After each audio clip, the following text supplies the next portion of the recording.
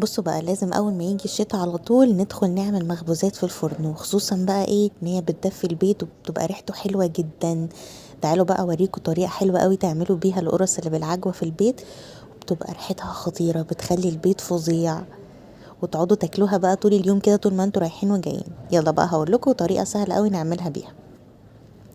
اول حاجة هنكون مجهزين بولة هنحط فيها 3 كوبايات من الدقيق. اهم حاجة يكون دقيق مخبوزات.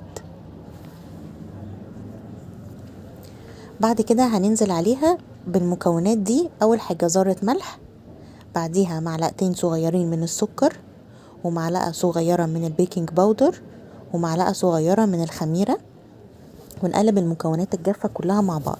هننزل عليهم بنص كوباية من الزبدة، عليهم ربع كوباية من الزيت، ونخلطهم كويس قوي مع بعض، ونبتدي نعجن المكونات دي كلها بكوباية لبن دافي، مش سخن قوي ومش لبن ساقع، لبن دافي.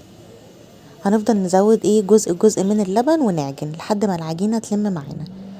عايزة اقول لكم ان في الاخر العجينة دي بتكون طرية وفيها سن تلزية، بتبقى ريحتها حلوة جدا، الزبدة بتعمل فيها ريحة تجنن.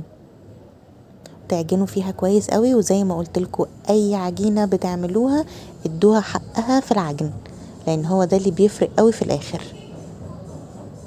ونقعد نعجن.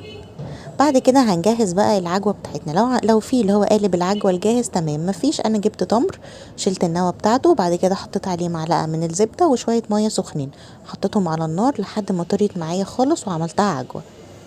الخميرة بتاعتي كده خمرت خلاص، سبتها ترتاح حوالي نص ساعة او ساعة الا ربع. جهزت الصاج بتاع الفرن، حطيت عليه ورق زبدة.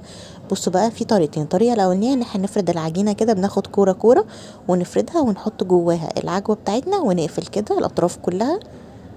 بعد كده نقلبها الناحية التانية ونضغط عليها.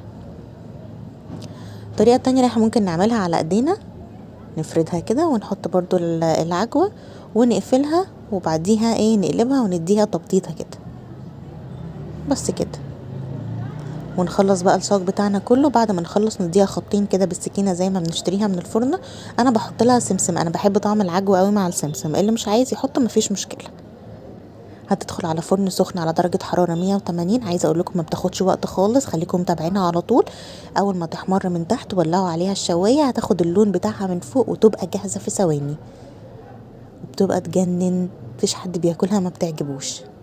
وبس كده. اهم حاجة لو تعجبكم وصفاتي ما تنسوش تعملوا لي لايك وفولو وحركة الاكسبلور، وانا دايما بحط لكم في الديسكريبشن قناة اليوتيوب، هستناكم على القناة بتاعتي.